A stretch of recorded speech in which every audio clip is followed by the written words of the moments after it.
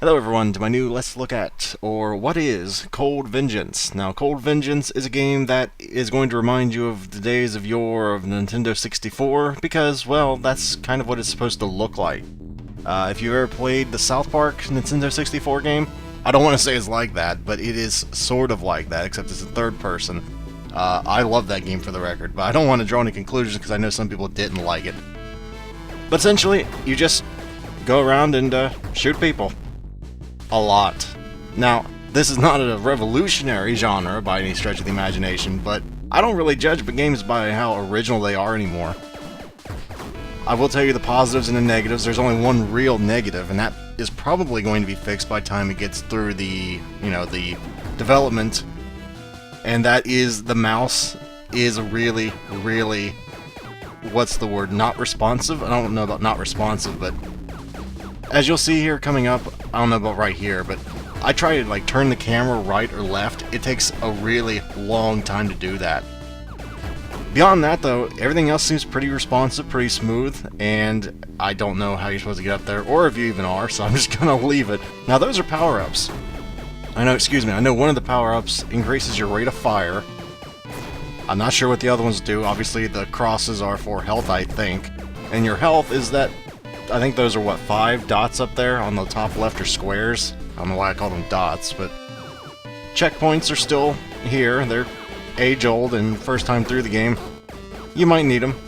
I mean, the game's not... The demo, at this point, I should say, not the game. The demo, at this point, is not particularly difficult. I did die a few times, until I realized that if you hold down the left mouse button, you actually fire rapidly. I was trying to single-shot things and actually got through the level with it. But yeah, holding down the left mouse button, a lot easier. I'm not sure if you can fall off the cliff. I'd imagine you could. I always try to make an effort not to do that, though, so... The story. I believe there actually is a story. The story is, if I recall, something along the lines of...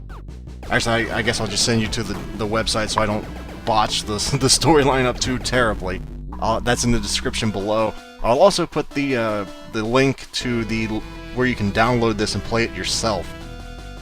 It is a very short demo, meaning it's at best maybe 10 minutes long if you take your time, and I don't know of any other real gimmicks to this other than you go around, shoot stuff, and try not to die, essentially. As you can see, there are about 4 or 5 different enemy types so far. Not terrible, it's actually pretty good considering it's not even in the finished state yet. And it's... I don't know, it kind of reminds me of... I should have gotten hit there. I don't know why I want to say Contra, because it doesn't really remind me of Contra at all. I think the only part of it reminds me of that would be the whole keep going and don't get shot thing going on. I think that thing's impermeable. Is that even a word? Invincible, that's the word I think you're looking for, Barrock, by the way. So, some things you might have to leave. As you can see, there's quite a few different ways you can go through a level. I just went up the left way, there's a right way, the middle path, and this is only the demo. I'm hoping they keep that kind of design structure in the final game. Don't know if they actually will. But as you can see, I'm trying to turn right! Turn right! Oh, finally got it.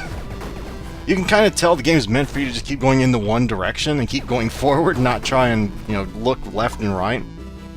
But again, that might be my own stupidity. I might have not done a certain setting, even though I didn't see any menu for settings, but...